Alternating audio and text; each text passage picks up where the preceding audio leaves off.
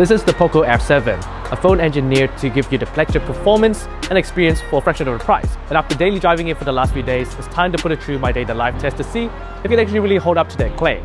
It's currently now 754, battery percentage is 100%. Let's get into this day in the life.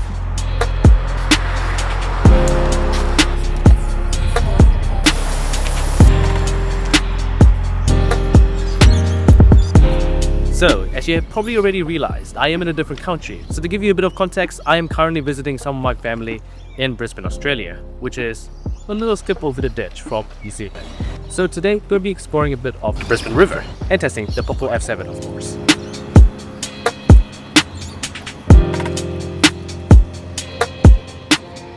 Alright, so it's now 8:39, battery percentage is now 97%. And let's talk about the display on the POCO F7, because there's quite a lot to talk about.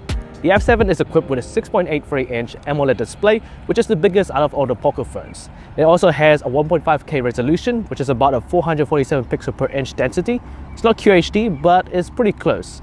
It also comes with a 120Hz refresh rate. There is no LTPO technology here, but there is high-frequency PWM dimming, so that's good for those people who are sensitive to OLED displays. It also does come with 68 billion colors, HDR10+, Dolby Vision, which is excellent for watching content, watching movies and streaming. So everything here looks super vibrant and colorful, as you would expect from most Xiaomi phones. Now when it comes to the brightness, in high brightness mode, the POCO F7 can get up to 1700 nits, and it can get up to 3200 nits of peak brightness, which means that 25% of the display at any given time can reach 3200 nits, which is perfect for looking in most lighting conditions, including direct sunlight. Even on this pretty sunny day, you can see the screen pretty easily, and it can get brighter than that. So on the brightness side, definitely great. Now the only real difference between the POCO F7's display and a flagship phone, for example the Xiaomi 15 Ultra, is the lack of LTPO technology along with a QHD resolution, which I guess at this size would be very nice, but for what it is, 1.5K is still really sharp. So altogether, the POCO F7's display gets an A grade. It's seriously really impressive for a phone of this price and category to have this kind of display. Anyway, let's keep going on with this day in the life.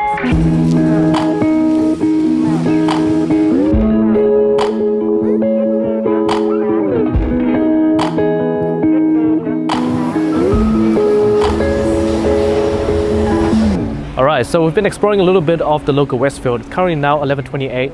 Our battery percentage is now at 80%. Now one thing that you should always keep with you when you're traveling is a power bank, especially when phones go flat. Luckily for me, the POCO F7 has a massive 6500 mAh battery cell. But unfortunately for my mom, who has an iPhone 12 mini, this thing is already at 19%. But fortunately for my mom, Sharj, who are sponsoring this video, has sent over their Shargig 170, and we're going to power up this thing real quick. The Shargig 170 is a beast of a power bank with a 24,000 mAh battery capacity with 170 watt max output speed.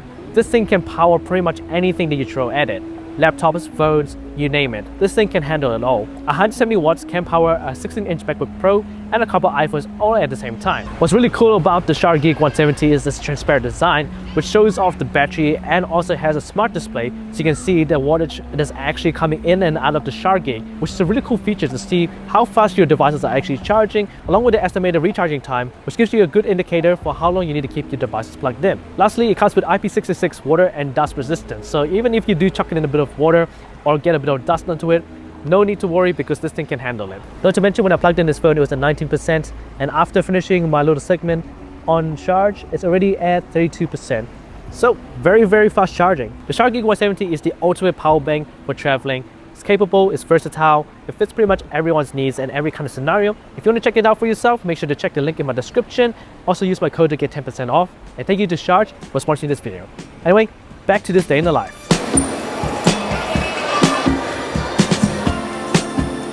Now it's 12:48, battery percentage is at 70%. Time to get some lunch.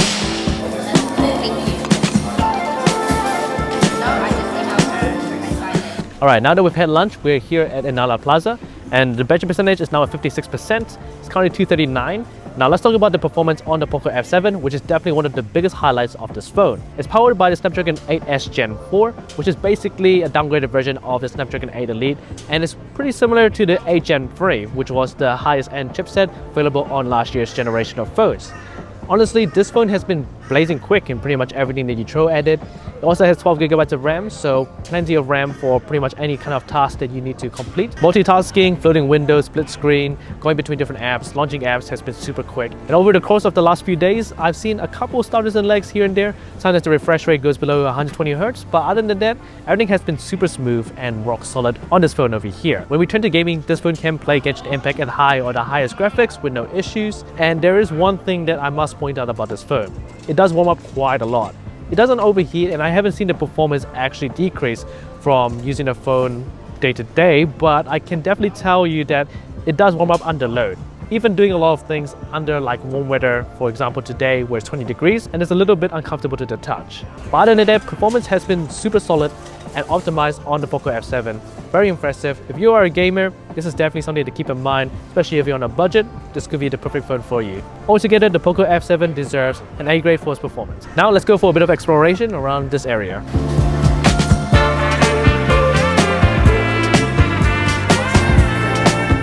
This is gonna sound crazy, but this is gonna be my first time entering into IKEA, because there's no IKEA in New Zealand, so first time for everything.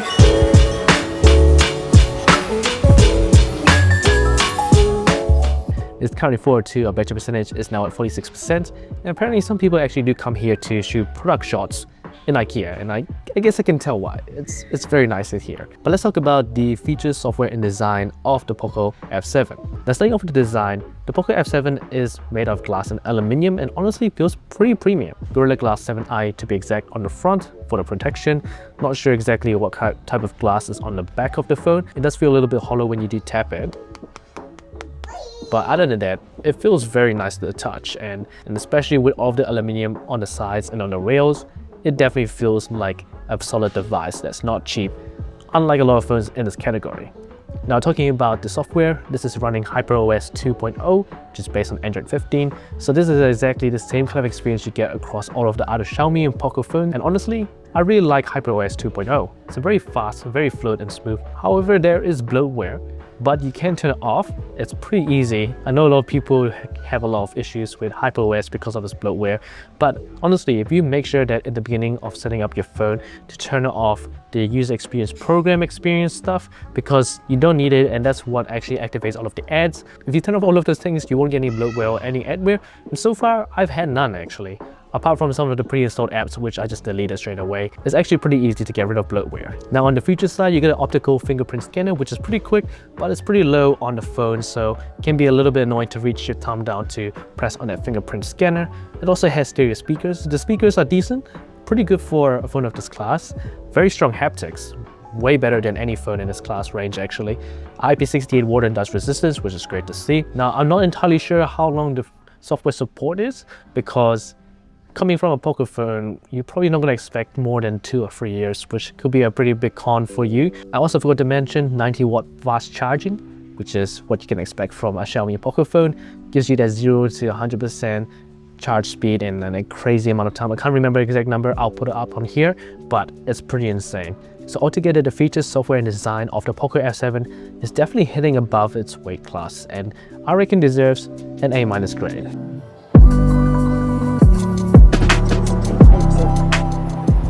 Alright, so it's now currently 9:25 and our battery percentage is at 35%.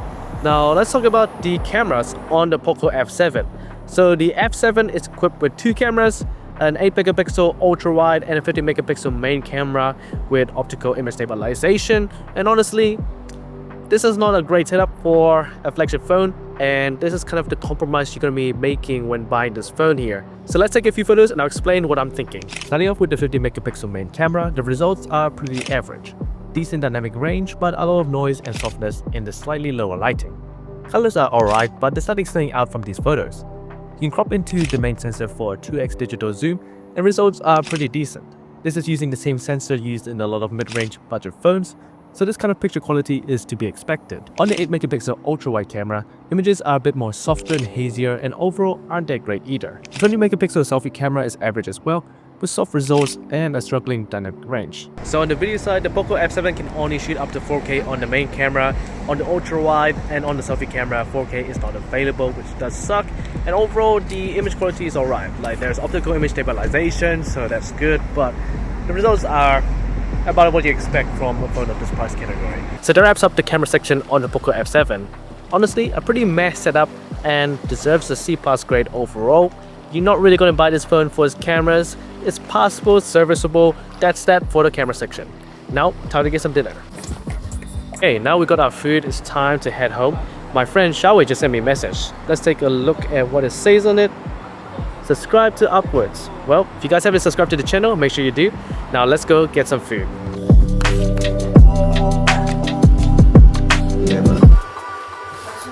Alright, so we've now pretty much reached the end of my day in the live test. It's currently 9:21 and the battery percentage is now 12%. So let's take a look at the battery performance of the POCO F7 to see how it did during the day. Now, one thing that's really annoying about HyperOS is that you don't get a proper screen on battery usage.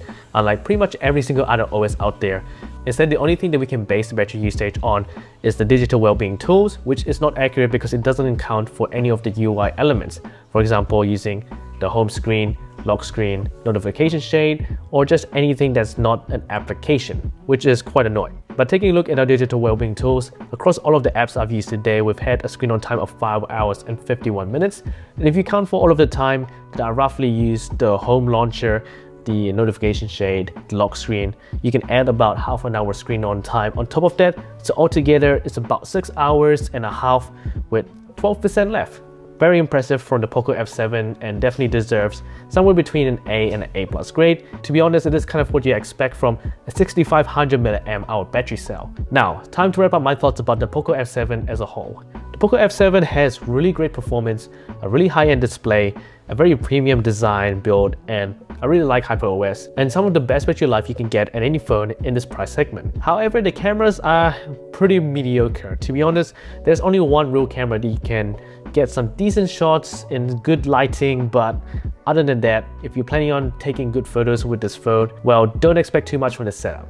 So altogether, the POCO F7 gets an A- or an 80 out of 100, which is really good for a phone of this price segment. I'm very surprised at how good this POCO F7 really is. And if all you care about is the display quality, performance, battery life, well, the POCO F7 pretty much nails all of those different categories. Anyway, that wraps up this review. If you enjoyed the video, make sure to subscribe to the channel. I'm Upwards, and I'll see you guys in the next video.